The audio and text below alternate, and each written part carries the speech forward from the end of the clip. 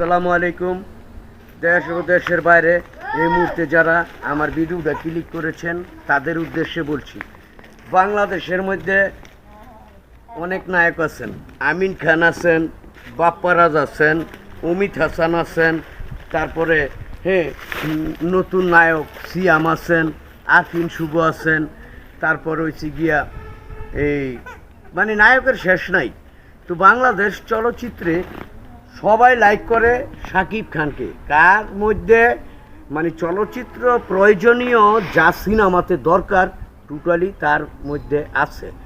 এই কারণে বাংলাদেশের চলচ্চিত্রের মধ্যে সবাইকে যদি সারিবদ্ধভাবে দাঁড়িয়ে করিয়ে দেন, দাঁড়া করানোর পরে দেখা যাবে কি একজন লোককে চিনা যায়, 100 গজ দূর থেকে হোক, 150 গজ দূর থেকে হোক, শাকিব খানকে তারে আল্লাহ নায়কের মতো বানায় দিছে।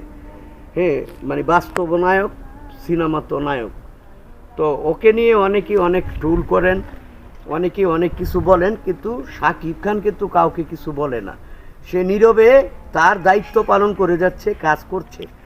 এইভাবে বাংলাদেশ চলচ্চিত্রটা টিকিয়ে রেখেছেন কে? অল অফ দ্য কিং খান, শাকিব খান। তো শাকিব খানের জন্য অনেকেই সাকিবিয়ান যারা আছেন দোয়া করেন, আমিও দোয়া করি।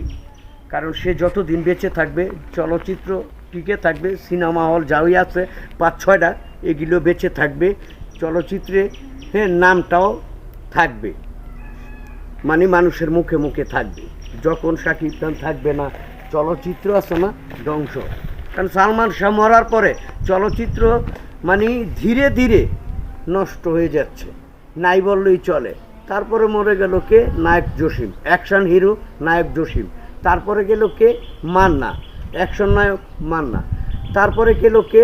এই ভিলেন, বাংলার চলচ্চিত্রের রয়্যাল বেঙ্গল টাইগার, যার ভিলেনের বয়স পর্দা কাঁপে, রাজীব ভাই, উনিও চলে গেলেন। এটিএম শামসুজ্জামান প্যারালাল অভিনেতা, অল স্কোয়ার অভিনেতা, উনিও আজকে বাংলার চলচ্চিত্রে নাই। একজন কমেডিয়ান আছে দিলদার সাহেব, উনিও চলে গেলেন। তো এক এক করে সবাই চলে যাওয়ার পরে কিন্তু একটা লোক বেঁচে আছেন, সেটা হলো শাকিব খান। তাকে ভালোবাসা দিয়ে তাকে আরও উপরে লেভেলে উঠাইতেছেন, উঠছে, আর দরকার নাই। এখন অন্য নায়ক চেষ্টা করেন আপনারা। আর যে কোনো নায়ক ওই বাংলার চলচ্চিত্রে, যেহেতু আমরা বাংলাদেশ গরিব দেশ, শাকিব খানকে বলবো 1 কোটি টাকার নিচে বাজেট নিয়ে ছবি বছরে 7টা বা 8টা ছবি রিলিজ দেন, তাহলে হলগুলো বেঁচে থাকবে। হলের যারা সিনেমা পাগল দর্শক আছে তারা মোটামুটিভাবে হলের